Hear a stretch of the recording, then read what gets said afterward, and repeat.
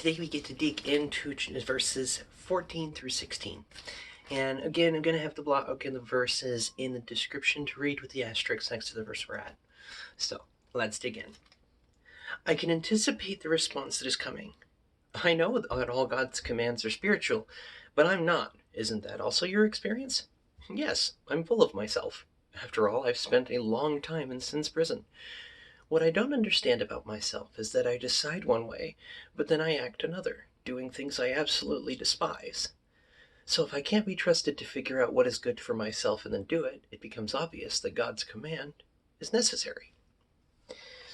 And I was thinking about this for a bit, because, like Paul meaning, well, what does he mean full of himself? Does he mean the way we mean it, egotistical, or what does he mean? And I think as I'm digging into other translations, I realized that Paul's talking about, or at least here in this translation, is the idea of a full cup cannot have more poured into it. And when we are dealing with the aspects of us that are bound to sin, bound to death, bound to the worldly behaviors, we tend to have this internal struggle. We tend to have this internal struggle between good and evil. And I don't mean the angel devil on the shoulder thing. I mean the true thinking about it, introspection. Is this right? And that's where things like regret, things like these can start to nod us. Well, I know it's wrong, but I did it anyway. Why was I so stupid? Well, and if we have those moments, then whether we understand it or not, we're agreeing that the Torah is good.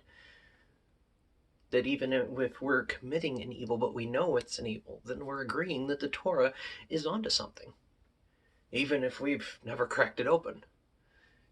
And that's an interesting, and when I say Torah, I don't mean the first five, I mean their scriptures, meaning Paul, Jesus, everybody, because the New Testament didn't exist for them. It was kind of found, basically, from all of the letters.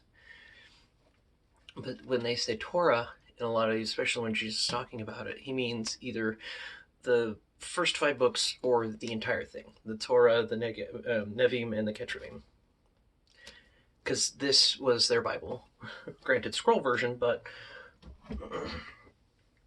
And, we can understand it even if we don't understand it. And it strikes me as not only as an invitation for digging into why we do it, thinking about those aspects of fallen humanity and why we need Jesus, and giving those things to him, letting ourselves live in a way that surrenders to him. And it's an interesting idea to me. To try and dig into him, we have to at least be able to ask those questions of ourselves. And the beautiful thing is we can ask those questions of God too. Later in 24, we'll be digging into those too in a couple of days. But for now, I would look at this first book as an invitation to just asking about those moments. Not beating up on oneself, but just asking. Trying to understand. Because if we know they're evil actions, but we still didn't do them anyway, then we're in the same boat as Paul. Of can but don't, want to but won't, unsure of how to.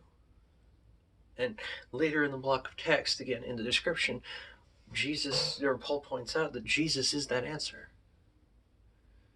And that's a very wonderful thing to me, that we can dig into that we can ask those questions, that we can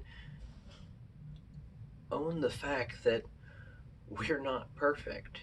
I know we have a society that says you have to be perfect, but only God, only Jesus is perfect.